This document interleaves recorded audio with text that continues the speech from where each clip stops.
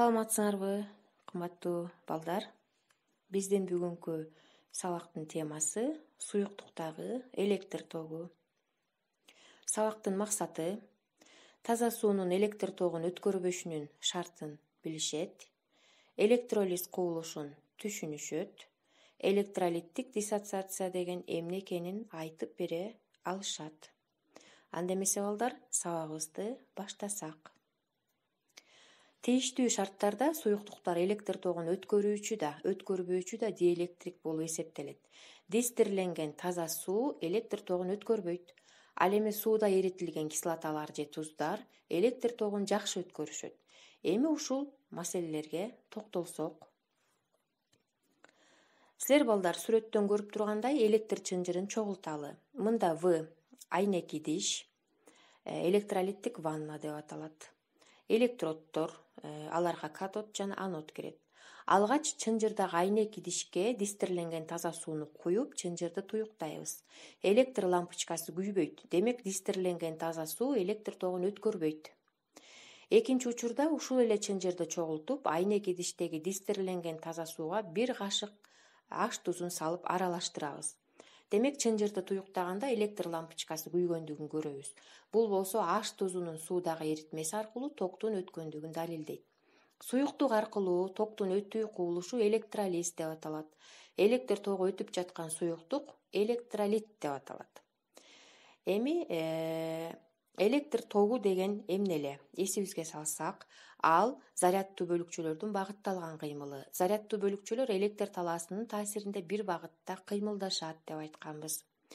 Биз ваннага таза суу куюп, чынжырды туюктаганда электроддордун ортосундагы электр талаасы пайда болот дагы, бирок бул учурда эмне үчүн ток жок? Мында эки учурду болушу мүмкүн.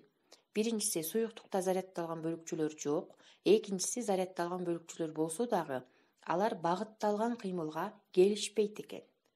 Мында экинчи учурдун болушу мүмкүн эмес, анткени электр талаасында заряддалган бөлүкчөлөр болсо, алар сөзсүз кыймылга келиши керек болчу. Демек таза сууда токту алып жүрүүчү заряддалган бош бөлүкчөлөр жок. Анда таза сууга аш тузун салып аралаштырганда заряддалган бош бөлүкчөлөр кайдан пайда болушат?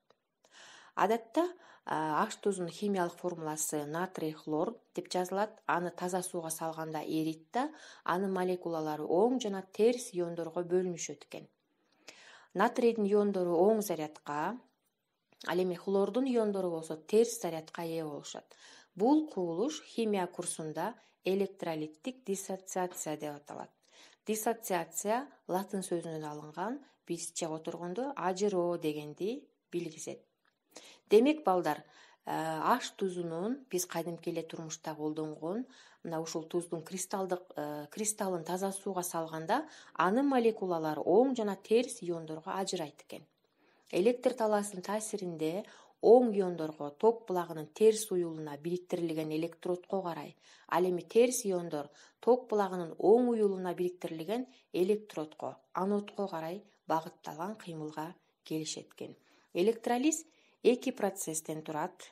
Бул жерде экранга көңүл бурсак, электр талаасынын таасири астында электроддун бетиндеги аракеттенишкен бөлүкчөлөрдүн миграциясы, экинчиси заряддын бөлүкчөсүнүн электродко же электроддон бөлүкчөгө өтүшү экен. Бул болсо биз жогоруда айтып кеткен кубулуш суюктук аркылуу токтун өтүшүн мүнөздөйт экен. Эми балдар ушуну менен сабагыбызды жыйынтыктасак, суроолорго жооп берели. Биринчи суроо: таза суунун электр тогун өткөрбөшүн кандай тажрыйбадан байкаса болот? Экинчи суроо: биринчи сүрөттөгү электр чынжырынын бөлүктөрүн атагыла. Үчүнчү суроо: таза сууга салынган аш тузу эмне үчүн электр тогун өткөрөт деп айтат экенбиз. Эми ушуну менен сабагыбызды жыйынтыктайбыз. Саламатта калгыла.